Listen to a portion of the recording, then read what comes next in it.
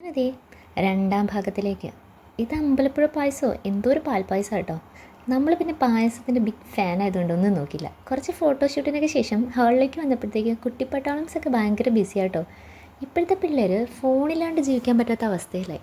അങ്ങനെ പായസം കുടിച്ച് ഇനി കുറച്ച് സൊറയൊക്കെ പറഞ്ഞപ്പോൾ അവരുടെ വർക്ക് ചെയ്യുന്ന സ്റ്റാഫൊക്കെ വന്നു.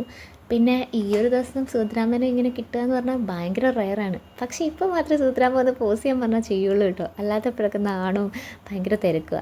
കുറച്ച് കഴിഞ്ഞപ്പോഴത്തേക്കും പിന്നെ ആൾക്കാരൊക്കെ പതിയെ കഴിക്കാൻ തുടങ്ങി. നമ്മുടെ എല്ലാ നാട്ടുകാരും കൂടെ ഒരുമിച്ചിരുന്ന് സൊറ പറഞ്ഞ് കഴിക്കുന്നു. സുധരാമ നാത്തൂന്മാരെ അപ്പുചേട്ടന് സുധരാമനെ ഒരു ഫോട്ടോയ്ക്ക് വിളിച്ചതാട്ടോ, വന്നില്ല.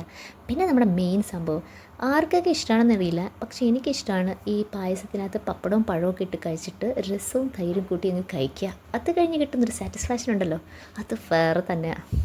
അടുത്ത ദിവസം പിന്നെ ഒന്നും നോക്കിയില്ല. പെട്ടെന്നൊരു മോഹം ആൻറ്റിയമ്മേനെ കാണാൻ പോകാമെന്ന്. എന്നാൽ പിന്നെ ഒന്നും നോക്കിയില്ല, കെട്ടിയൊരുങ്ങി അങ്ങോട്ട് എടുത്തു. നടന്നു. സത്യം പറഞ്ഞാൽ നാട്ടിൽ ജീവിക്കുമ്പോൾ എന്ത് സുഖമല്ലേ. ഇഷ്ടമുള്ള സമയത്ത് ഇഷ്ടമുള്ള സ്ഥലത്ത് പോകാൻ കഴിക്കുക എന്ന് കരുതി നാടോട്ട് പോകുന്നില്ല കേട്ടോ. ഇത് ടാഗോർ സ്കൂള്, എൻ്റെ UP സ്കൂൾ കേട്ടോ.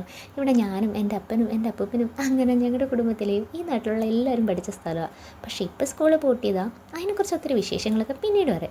അങ്ങനെ ഈ കോട്ടയം ബസ്സിൽ കയറിയപ്പോൾ ഒരു ചേച്ചി നാരങ്ങാമിഠായി മേടിക്കുന്നു.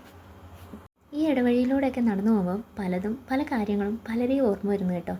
അതൊക്കെ അവിടെ നിൽക്കട്ടെ, ആൻറ്റിയമ്മയോട് പറയാതെ ചെല്ലുന്നു. ഈ ആൻറ്റിയമ്മ എന്ന് വിളിക്കാൻ തുടങ്ങിയത് ലൂക്കു ആൻറ്റിയും അമ്മയും കൂടെ ചേർത്ത് വിളിക്കാൻ തുടങ്ങിയപ്പോഴാട്ടോ. അങ്ങനെ അതേ നമ്മൾ പിലോടെ വീട്ടിലെത്തി.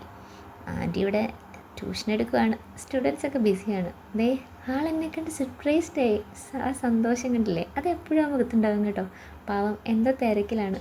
ജാക്കി കുറച്ചപ്പോഴേ തോന്നി കുറയ്ക്കാത്തപ്പോഴേ തോന്നി പരിചയമുള്ള ആരോ ആണെന്ന്. പിന്നെ ജാക്കിനെ കണ്ടൊരു അറ്റൻഡൻസ് കൊടുത്തില്ലെങ്കിൽ ജാക്കിക്ക് സങ്കടമാകും. ആളാകെ ക്ഷീണിച്ച് ടയേർഡായി. എനിക്ക് വേണ്ടി കരുതി വെച്ചിരുന്ന ചാമ്പങ്ങ അതങ്ങനെയാ, ഒന്നും നോക്കില്ല, അറിഞ്ചം പുറഞ്ചം കഴിച്ചു. ഇതൊക്കെയല്ലേ ഏറ്റവും വലിയ സ്നേഹം. കേട്ടെ ഇതെല്ലാം ഉണ്ടാന്ന് നോക്കട്ടെ.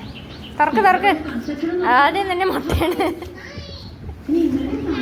ഇതെന്താണ് മേയാണെന്ന് പറയൂ മിസ്റ്റർ ബദ്രി. ഇതെന്താണിത്? ടീച്ചറേ വാ ടീച്ചറേ.